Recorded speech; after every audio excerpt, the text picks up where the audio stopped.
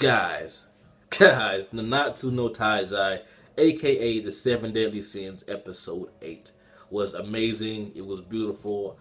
Bond is officially my favorite character now. And I apologize, I have not been reviewing this like I should. The reason is that this anime comes out Sunday, right? But every single website that I come across, it does not have the translated version until like Monday or Tuesday. And by the time I'm out of the reviewing mood, and I just end up watching it late. So I'm always like, okay, maybe I'll review next week. Maybe it'll be translated on time. So if anyone could give me a website that translates Nanatsu no Taizai like on Sunday or Monday, that would be great, because I'm not sure why, but every single website I come across is nothing but raw. I mean, it just keeps giving it to me raw, man. Kind of going back to last episode, I already knew immediately that King and Elaine were related somehow, because they both have like childlike appearances and they both can fly. I'm not sure how he went from this huge Snorlax-like guy into this young kid, but I'm guessing the kid-like version of King is his real appearance. Like that's the real him.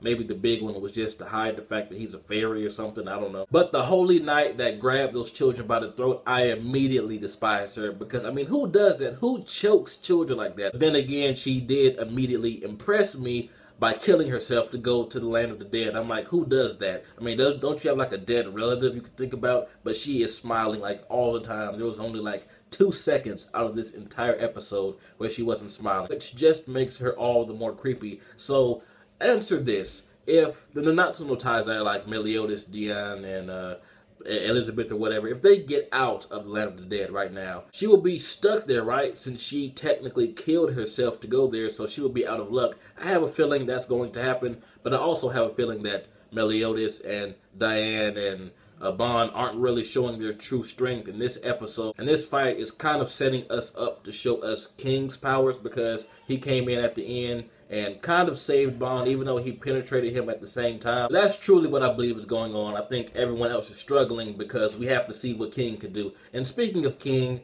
just his hatred towards Bond is totally justified, but I got the vibe from Bond, you know, even before the flashbacks, that he didn't kill that dude's sister, man. I mean, Bond does seem like he can be an asshole, and he does seem greedy. I mean, he is the sin of greed after all, but, you know, just thinking that he could kill a fairy, you know, a cute little girl. I mean, she's over 700 years old, but you know what I mean? Killing a fairy to destroy a forest, that doesn't seem like his character at all. And as much time as King and Bond have spent together, I would think that he would, you know, realize this. Then again, he probably was blinded by rage and revenge, because that is his sister. But what I really want to talk about is the relationship between Bond and Elaine. Now, it is such a beautiful thing, seeing him climbing up there over and over, and her just blowing him back down. But I mean, Bond's determination is just so real, and I like how when Elaine read his mind, she was like, okay, this guy's not bad after all. And that one line when she said that she has been alone for 700 years after her brother left, and within a week, Bond has just made that all go away. Like, you know, it was worth it to wait 700 years for this guy to show up. And that is just, that's true love right there. And the fact that Bond could not finish his words as she was dying in his arms, and the fact that he wanted to go through all this, to go to the land of the dead, just to tell her that he will make her his one day. I mean, my God. My heart, man. I can't take this. I mean, Bond is just so laid back. It's just unreal. He's almost as laid back as Meliodas, because his facial expression almost never changes. The only time we really seen him angry was when one of those weird knights or weird fangs, whatever the hell they're called, when they grabbed his sword and he was like, nah, bitch, you better lay your hands off of it. Oh yeah, I forgot that Bond grabbed his sword too. But the scene where King was freezing or petrifying Bond and he did not say a word because he realized that was Elaine's brother and just smiled, it was epic. Personally, if I was Bond, I would have been like, no, stop freezing me.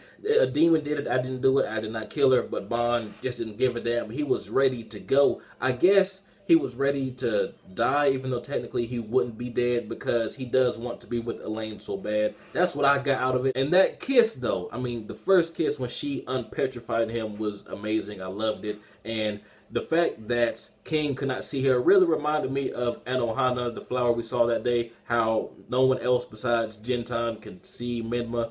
If you don't know what I'm talking about, I'm sorry, but it's kind of similar to what just happened. But am I the only one that finds it fucked up that the only reason Elaine let King see her is so she could tell him that Bond is not a bad guy? But I know somewhere deep down, Bond has to feel at fault because when that demon was attacking, they did have an opportunity to get away, but he wanted to be the badass, you know, show off his muscles in front of his new girl, and that's ultimately what did her in. But the scene where she drank the water and Bond was about to allow himself to die, this guy was willing to sacrifice himself and accept death to help out this fairy chick. But that kiss, man, when she just, oh my god, that, the music, everything about that scene when Bond got up after being crushed by the demon and just went in, fuck, yo, man, I love this show. I hope you guys watched after the outro song because, I mean, there has been something after it in every single episode so far.